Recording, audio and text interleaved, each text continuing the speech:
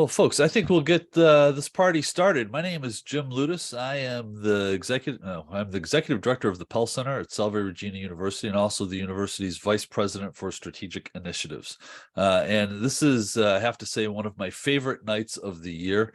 An opportunity to be with you and to celebrate the kickoff of Reading Across Rhode Island. One of my favorite things about Rhode Island.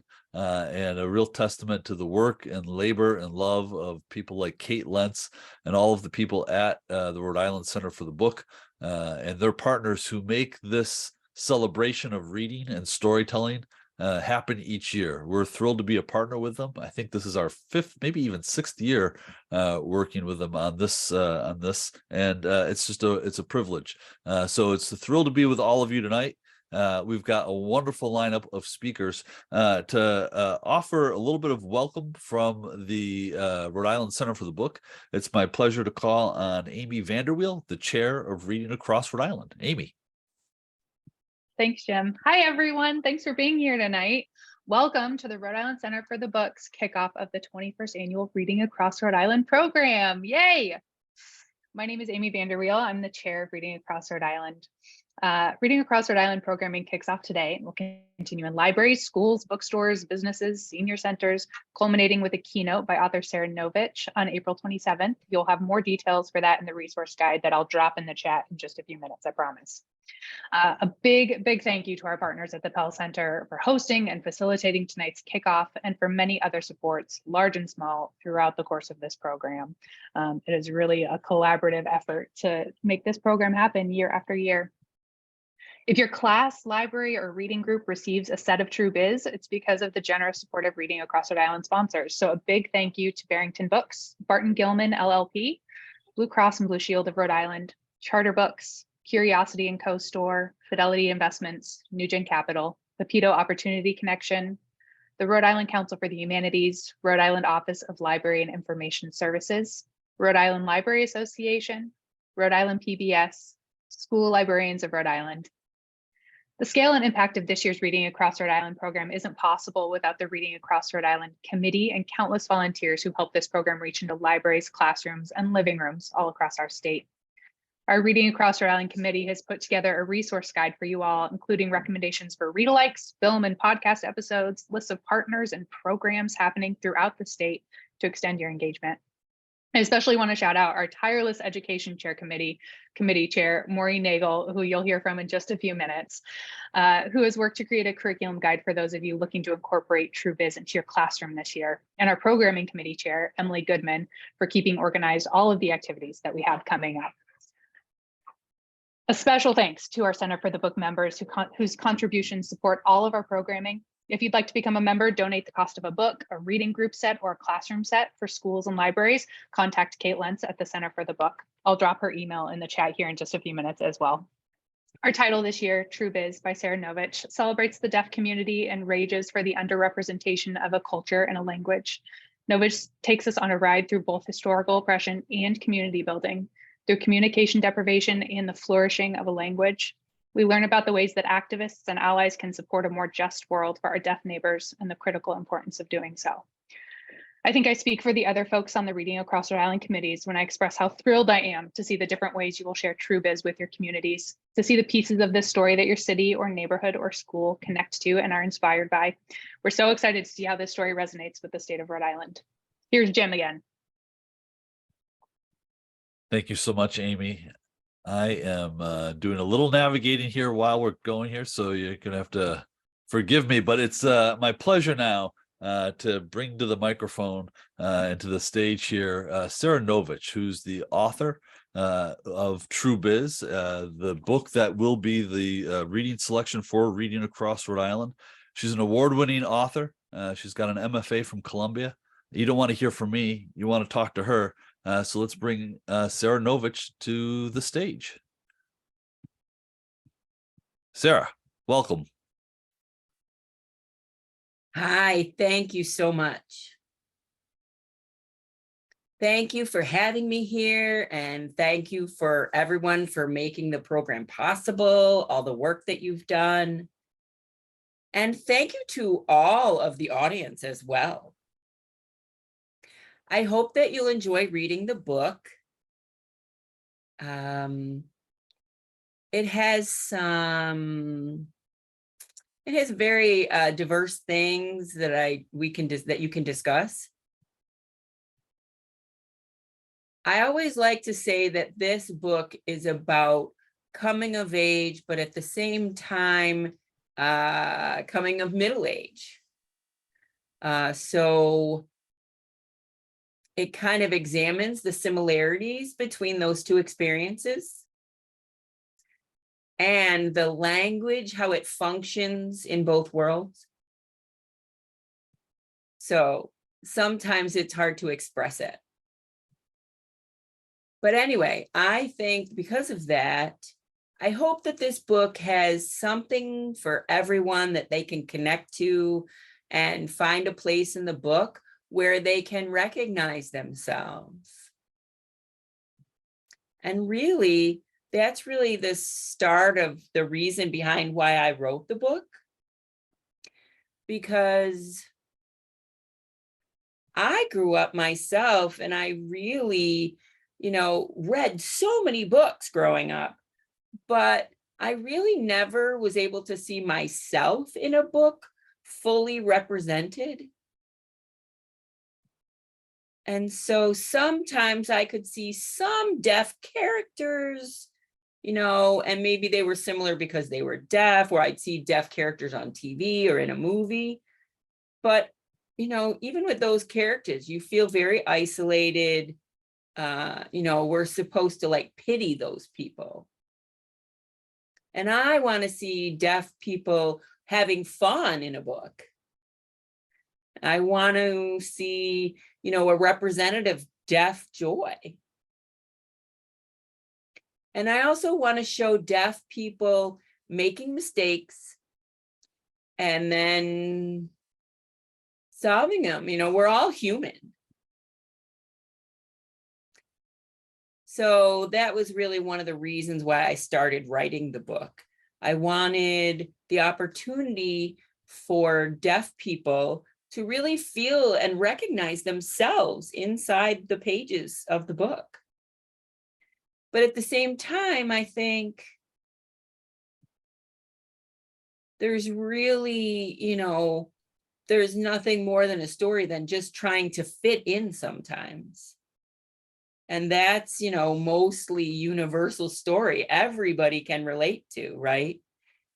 Finding our place in the world. Where do we fit? Where do we fit?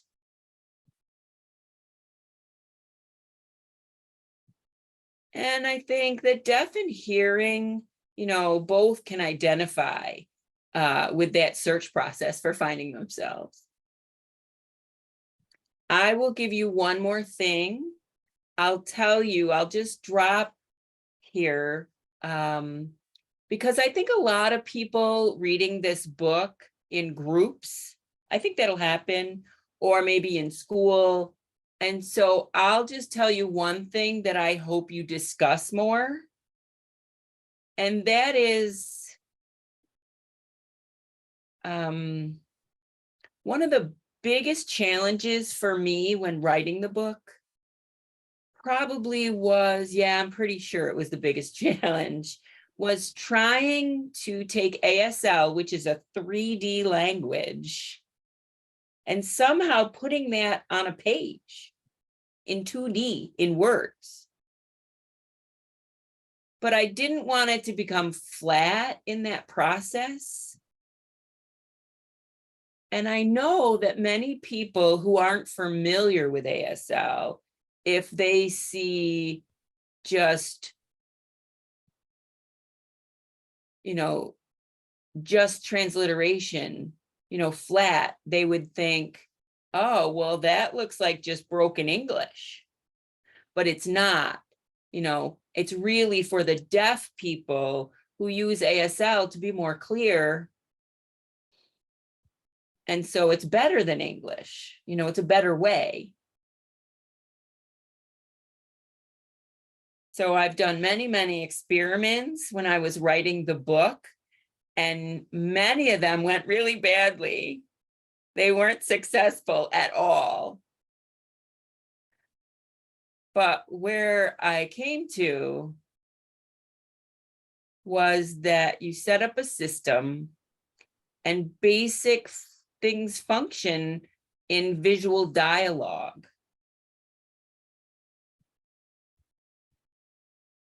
So each character had a specific place on the pages where they could speak from. And people who know ASL will recognize that, how that they use ASL in the book by setting things up, you know, by role shifting, right? We tend to move our body.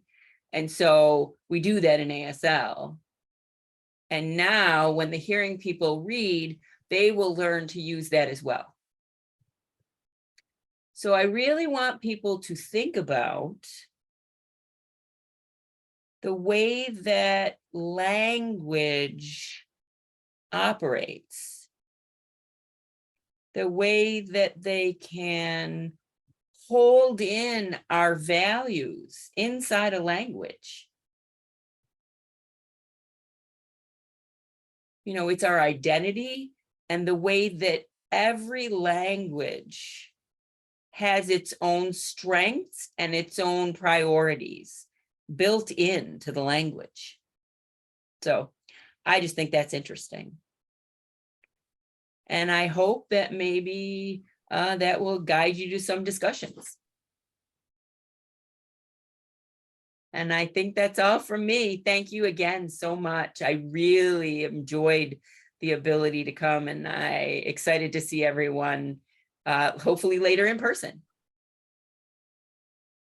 Sarah, thank you so much. We know you're going to leave us here tonight, but we're going to see you later this year here in Rhode Island, and we're all looking forward to that. So thank you so much, and we're excited to read the book. So, folks, I know that there is some folks have already started to try to ask some questions. What I want to point out is that we're going to use the Q&A function, which is at the bottom of your screen. You can type questions there. We'll respond to some of them. We'll put to those questions to the panelists. Others might be responded live. You can actually comment and share. You can comment and respond to each other as well. And I know that there are some resources that we're going to drop into that Q&A as well.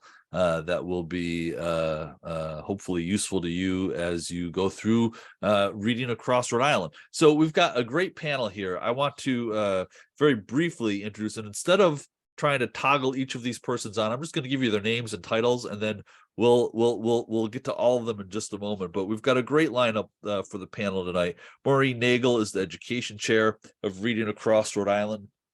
Nancy Maguire Heath is director of the Rhode Island School for the Deaf, and Amanda Montgomery is the Chief Legal Officer with Convo Communications and Board Chair of the Rhode Island School for the Deaf. It's just a real pleasure to be with all of them tonight. I'm curious, and Maureen, maybe we start with you. How is it that True Biz came to be the Reading Across Rhode Island selection this year? Hi, Jim. Hi, everyone. Well, first of all, thanks for having me. I'm thrilled to get to be here again, speaking about another great Reading Across Rhode Island selection. I'll start by saying it wasn't easy to choose True Biz. We were flooded with great books from last year. The publishing industry has just offered us a great variety of books that we thought would appeal to Rhode Islanders. So the last voting session of our selection committee was pretty wild and exciting because people had great, strong feelings about which book would be the next Rary book. And I couldn't be more thrilled that we landed on True Biz. For me, what I think makes it an obvious Reading Across Rhode Island book is that I think it will appeal to Rhode Islanders across the generations. As the education chair, I'm always particularly thinking about teenagers. and books that will capture their hearts and minds, books where they can, like Sarah said herself, see themselves in that text. And there is one of the narrators of True Biz is a teenager trying to sort out a lot of confusing things in her life. Yet there's another narrator who is a middle-aged woman. She is the head of a boarding school where the student goes to school. And she herself is trying to sort out a lot of confusing things in her life too. So kind of like Sarah said, it's a coming of age novel and also a coming of middle age novel. So to me, that was kind of the driving force of one of the reasons why it felt great for Rhode Island, that we think people across generations will really enjoy and find something in the novel where they can see themselves and also see someone else, see their neighbors, right? Get to know some other Rhode Islanders in the process of reading the book too. Super. Thanks, Maureen. Nancy, I wonder, could you share with us what your reaction was when you learned that this was going to be the selection for Reading Across Rhode Island this year?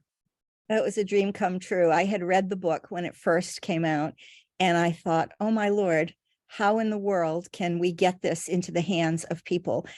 It's very unusual in our line of work that people know about what we do or understand our students and our community. So many times when people ask me what I do, I say, do you have a lifetime to listen? Because it's, you know, a low incidence population. Many people don't know another deaf individual. And the many layers that we deal with in education, of course, are complex. And then you add deaf education to that. So I was pretty excited. And then when I got the call that the book had been chosen and that we might have a chance to participate in it, I was just really excited to share this and hope that we can all learn from the characters in this book. Yeah. Amanda, I'm going to put the same question to you as well. Your reaction when you learned that this was the selection for this year's Reading Across Rhode Island? I was so excited. Really, it's a unique opportunity to really, you know, have the program come together through the next 6 months at least to bring people together to discuss the book. And it's just an incredible opportunity to see many different perspectives in different people's lives and to start a discussion about how this, you know, can resonate with people, and so they can have a better understanding and they can really see that we're really multi-layered. It's such a multi-layered thing. You know, Amanda, let's stay with you just for a second. What have you heard from others about the response to the selection of True Biz as this year's book?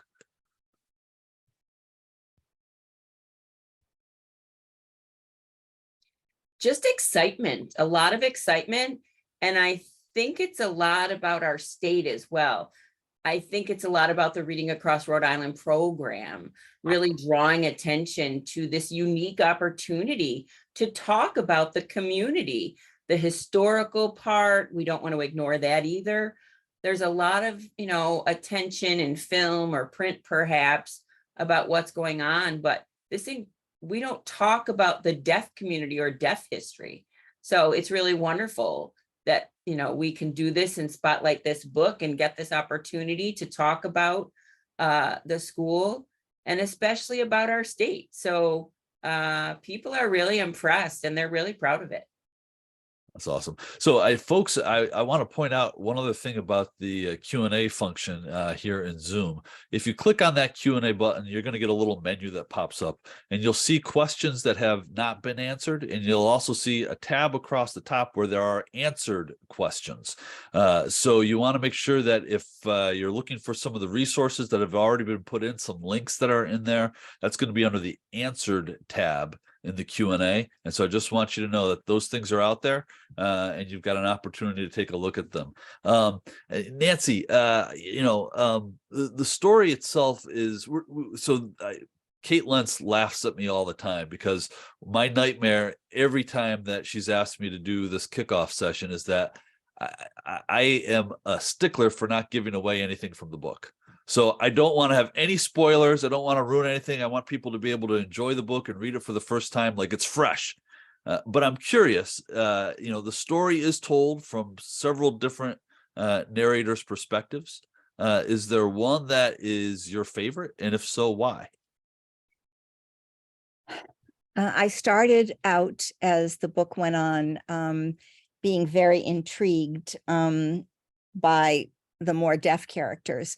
But as the book continued, I found myself very focused on Charlie and her thought process. And without giving any spoilers away, her coming of age and her process is something I see so often with students and have through my whole career. And so it really, the honesty and the real life lived experience resonated with me. Super. Maureen, I'm going to ask you the same question. The narrator, is there one narrator in particular that resonates with you? Thanks, Jim. I think when I first started the book, it was February. I could kind of see some of myself in her, an educator, caring deeply about her students, wanting the best for them, managing the usual conflicts that arise at schools. But as kind of like Nancy said, as the story developed, I did fall in love with Charlie. And at moments I found myself really rooting for her. She's a teenager who's figuring so much out and is in a complicated situation where she's got a couple of parents, and even her parents are at odds about what they think is best for her. So even as a parent myself, I could, connect to that too. You're kind of in a position where you want the best for your kids. You think you know what might be best for your kids. But there were moments in the story where I wanted to kind of shout out some of the adults and say, stop and just listen to what she wants. She certainly is a character who is learning to develop her voice and identity, her ideas, who she is. And I just really appreciated how Saranovich developed that in such what felt to me like truthful and honest and kind of messy way, right? Because that's what growing up is. Yeah. And, I always think that authors have superheroes because they can help us see things that maybe we don't see ourselves. Amanda, True Biz is written by a deaf author. One of the two main narrators is deaf. The other narrator is the child of deaf adults. I'm curious, what does this novel offer to all of its readers about the deaf experience?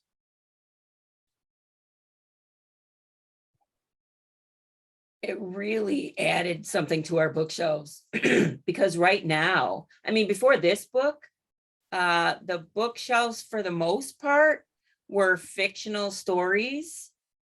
And if we had deaf characters, they would be, like Sarah said earlier, lonely or isolated or, just, shallow and like poor them, like in the old books, there's nothing youthful. There's no complicated characters, who have love lives and are trying to date or trying to, as they get older, try to find that, that journey. So this book really contributes that deaf people have and shows that deaf people have varied lives. And, it's just not one deaf experience, It's could be an experience as a young Black deaf woman or a young 15-year-old deaf male. Your experiences are different. Your perspectives are different.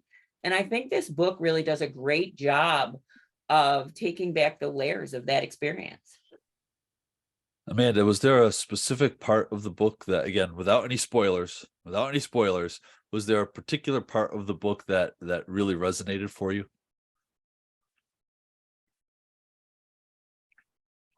Yeah, I have three things. First, I can't share because it's a spoiler. But it's at the end. It's at the end of the book. It's at the end of the book. So that's my favorite part. Secondly, I really appreciated starting to talk about sign and the history of sign. She talks about the Milan Conference, which is something that is not taught in public schools, in public education. Not often is it discussed. And it pertains to the oppression of sign. And that really was something that I believe can be really understood by people who aren't deaf as well, because the issue of language comes up. You have people who speak other languages. And so I think this is a really unique opportunity to understand a deaf experience better. And it includes the history of deaf education, deaf language. And my colleagues, we all have stories that we share, remembering what our parents did or what our deaf teachers did. And back in that time, they were talking about being oppressed and not being able to sign. And so I think this book does a great job of really bringing that history and modern interest, the interest of the modern journey for these people. And I think I compliment Sarah for how she got the history into the book, into her fictional novel. Is just amazing. But my last favorite is watching The Date through Charlie's eyes. That's what I'm going to say. Okay, that's good. We'll leave it at that. Nancy, I want to ask the same question to you again, with no spoilers. Was there anything specific about the book that really charmed you? Oh my God. There are so many scenes that honestly touched me so deeply because I've lived them so many times with families. But there is one point where Charlie and her dad start to have discussions about what's happening, and he agrees to go to sign language class with her. And the descriptions about the awkwardness of those first experiences in sign language class charmed me greatly, because I've never seen it described so accurately before, from her perspective and from her father's perspective. We give everybody a little foretaste of things they can look forward to as they're reading the book in the weeks ahead. I'm gonna pivot here a little bit. So folks, if you've got questions that you want us to put to the panelists, feel free to type that into the Q&A, and I will try to work that into our conversation here. Some specific questions about the biography of the author. I don't know that we actually know the answer to that question, but I know that she's got a website that's got a lot of biographical information about her. You could probably find that there. Some specific questions about some of the choices that she made in writing. I think we probably save those for when she actually gets here, so she can answer those questions herself when she's back in the state later this year. There is so if you've got other questions, please put them into the Q&A and we'll try to work them through. Maureen, I wonder if you could answer for us, what are you hoping for everyone in Rhode Island who reads True Biz in the coming weeks and months? What do you hope that they get out of it this year? I think it's the kind of book that you can learn a lot from. As a reader myself and as a teacher, I always want to read a great story, right? That's kind of what gets me into a book, some great characters. The addition of being able to learn so much about a deaf person's experience, the history of deaf education, the intersectionality of deafness with other identities. I took so much away from that, and pretty quickly started having conversations with people that I know who are deaf and hard of hearing, or who have relatives who are. And then, of course, through our Rhode programming, started collaborating with colleagues and friends to think about how can this book be a way to educate us who may not know as much, who want to know more, enlighten us, and also open up conversations. I think that is essential to the Rhode experience, that it's a novel that you want to talk about, you want to grapple with questions. Even Sarah herself offered us a question about how the language is perceived in the novel, how you take a 3D language and turn it into 2D. And Amanda talked about the ending. I cannot wait to talk about the ending. Especially for students, it is a wild ride. It kind of reminded me a little bit of the ending of Firekeeper's Daughter, where you're like, whoa, okay, where is this going? It's really exciting. So I guess my hope is that it's a novel that people will read, that they'll pass on to their friends and neighbors, that they'll say, come to our programming so you can talk to other Rhode Islanders.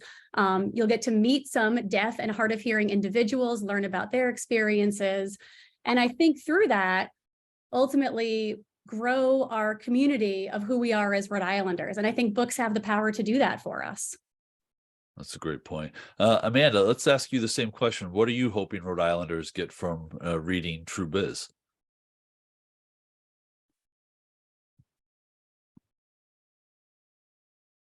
I want to shift the conversation.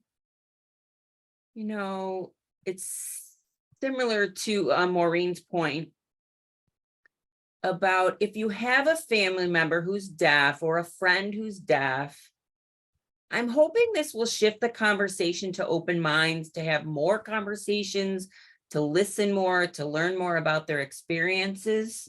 What are our experiences in medical environments? The book talks about that. What work experience is like. And I think we could all learn from each other. And I'm really hoping that we can continue to learn from the deaf community and you know, have more plays and films and other things just, you know, start going. This would be great if this is the start, not the end. I am reminded of the Academy Awards last year featured Coda, which was an incredibly powerful film, which gave us a glimpse into the deaf experience as well. Nancy, I've got a question for you from a member of the audience.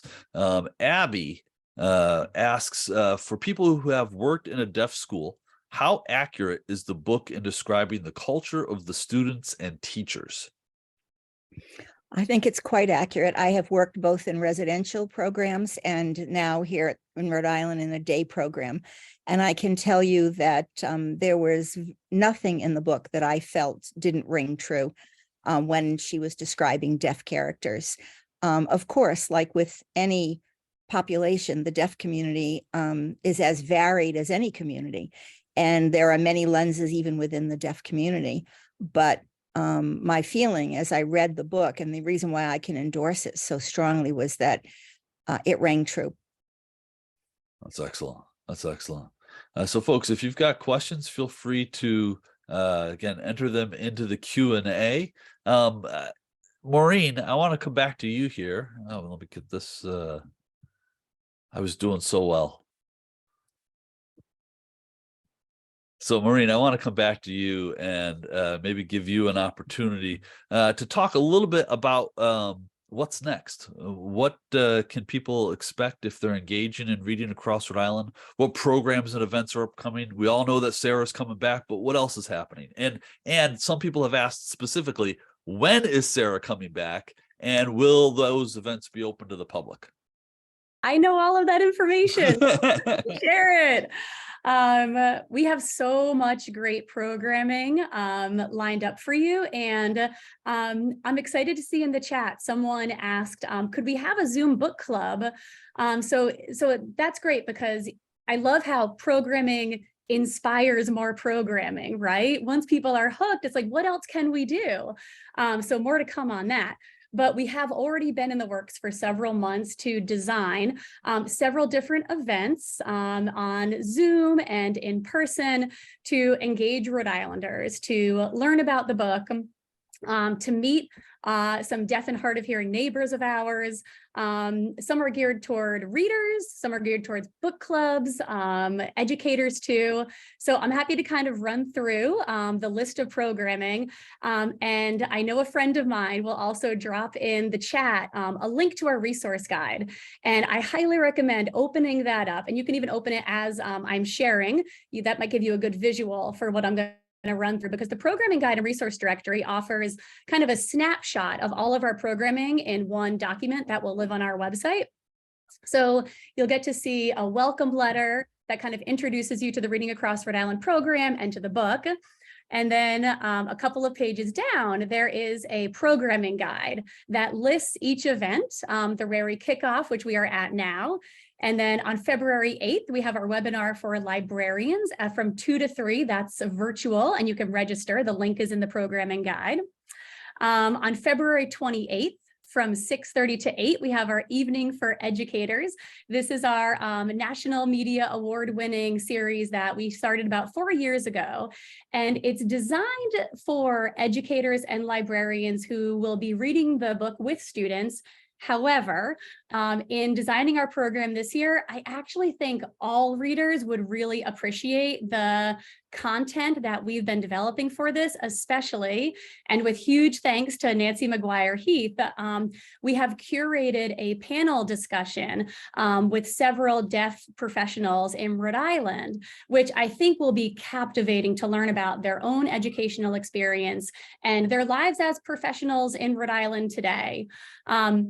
So again, that's Tuesday, February 28th from 6:30 to 8, and the registration link is in the resource directory and programming guide too. And then the big day, Thursday, April 27th, Sarah Novich herself will be here in Rhode Island.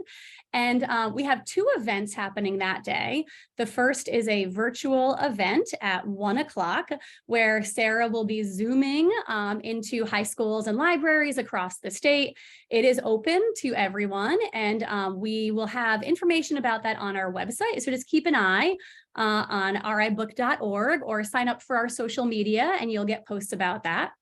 And then that same day, April 27th, she'll be in person at the Rhode Island School for the Deaf. We are thrilled to get to collaborate with the School for the Deaf and have Sarah there in person. And tickets will be coming soon in March. You can find those on our website. And all of our programming is free and open to the public, which we are thrilled about. So we want open access for as many people who can join us to celebrate this novel and be together to talk about it. We also have a couple of other programs if you're interested. We offer a Read to Lead program. If you work for a company or a business that might be interested in having just a book club, we can offer you resources. So you can just reach out to Kate Lenz. Her email is kate@ribook.org to get started. And I saw someone asked in the Q&A, our library is going to have this book? And the answer is yes. At many of our public libraries, we have what's called a book in a bag reading kit, which includes copies of the book, the resource guide, book discussion questions. So you can go to your local public library, ask for the Reading Across Rhode Island book in a bag. If they don't have it, just contact us. But we've created those kits and we hope that they'll start circulating for all of our local book clubs. And then lastly, we also have a companion read series because like we talked about, we want all Rhode Islanders across generations to have access to this programming. But TrueBiz itself, it's an adult book. It can appeal to a young adult audience, but it's very much like a novel for adults. So we found 2 books for younger readers that you may know about or not. El Defo is a graphic novel by C.C. Bell that really is a nice complement for middle grade readers, maybe 4th, 5th, 6th, 7th grade. It's a graphic novel. It's beautiful and a great story that will introduce many of the themes of TrueBiz, but to a younger audience. And then our second companion reads book is called Show Me a Sign by Anne Claire Lazat that we'll be offering some additional programming for too. So that's a lot of the upcoming programming. Sorry I took so long, but it's a lot and we're happy to get to share it. And like I said, even build on it. So if you have ideas for programming that you would like, please reach out to us, offer it in the chat.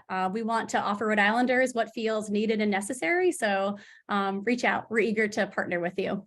Hey, Maureen, you hinted at this a little bit, but there's one very specific question about what is the age appropriate level for this book? One of the attendees tonight has a Girl Scout troop. Would it be appropriate for them? Do you have any recommendation on that? Yeah, I'm an 8th grade English teacher, a middle school teacher in my profession, but I wouldn't read this book with middle school. It feels, the adult themes and some of the content feels more for, I would say, high school, especially sophomore, junior, seniors in high school. But I think freshman through senior is the general age range for the younger readers of the age range.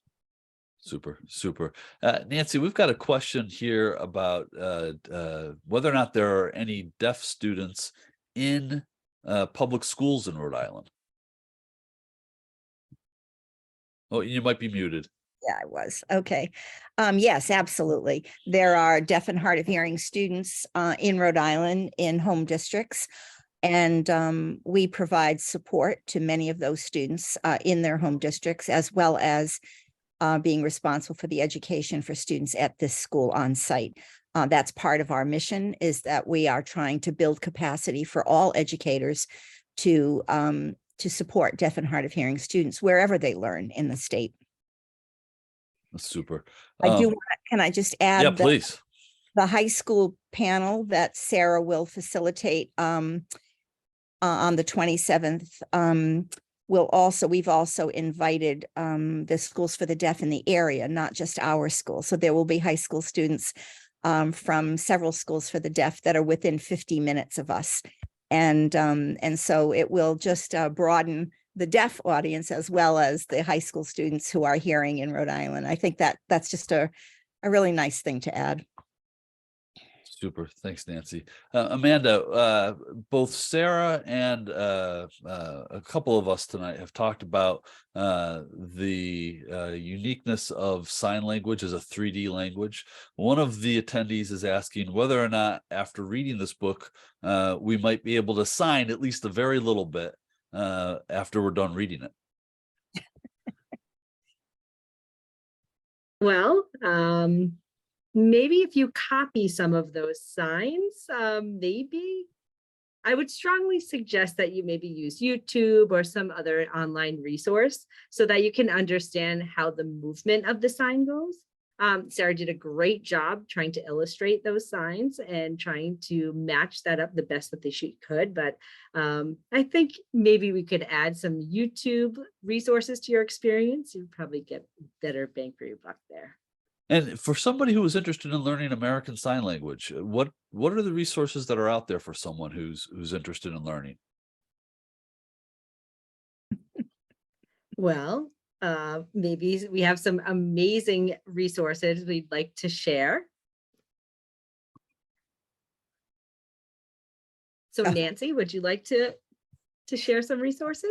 Yeah, in the I last saw you have your hand up. in the last 15 years, there's been an explosion of resources that we never had before. I've been in the field a long time, and everything was homegrown for a long time. But now there are many resources online. There are virtual classes that you can take at almost every level. There are classes that teach the language. There are classes that focus on specific grammatical parts of the language. There are classes in Black American Sign Language, which, just like we have a Black vernacular English, same thing. There are classes that you can take, and then there are those that are in person. We have some groups in Rhode Island that teach American Sign Language, and we also have sign language courses that you can take at our state colleges and universities. So we do have Perspectives Corporation and ASL Academy, two private groups in Rhode Island that offer classes regularly. You can go to their website. And we also have CCRI has classes, RIC has classes, URI has classes, Johnson and Wales has classes. So you can certainly, if you're committed, you can find a place to learn sign language. But more importantly than that, you need to use the sign language. And so, as I tell anyone who learns sign, you need to get out and try to attend deaf community events or meet a deaf person and begin to build a relationship. Because like with any language, which is the hallmark of a culture, you have to know the people and the heart of the people. It's not just about being able to, I can speak French. I took many years of French, but honestly, I don't feel that confidence because I don't really use it, and I don't really know anyone who speaks French anymore. So that was a great high school and college experience, but I don't use it. And so I really encourage you, if you want to take classes, to get out and meet the people that identify with it. Super. Folks, we're coming to the end of our program tonight. I want to thank this tremendous team, this panel, Maureen, Nagle, Amanda Montgomery, Nancy Maguire, Heath, for their work on reading across Rhode Island and the work that they do in our community every day. I want to thank Sarah Novich for being with us earlier tonight, and Amy VanderWeele as well. And I also want to thank really Kate Lentz and her entire team at Reading Across Rhode Island and the Rhode Island Center for the Book. They are a state treasure, and I'm so proud to be able to work with them. I want to thank Tina Nelson and Heather Anderson, our interpreters as well. And we want to thank all of you for being part of this kickoff and being part of Reading Across Rhode Island. We'll see you as the programming kicks off over the coming weeks and months, and we'll see you in the spring. Stay warm, everyone.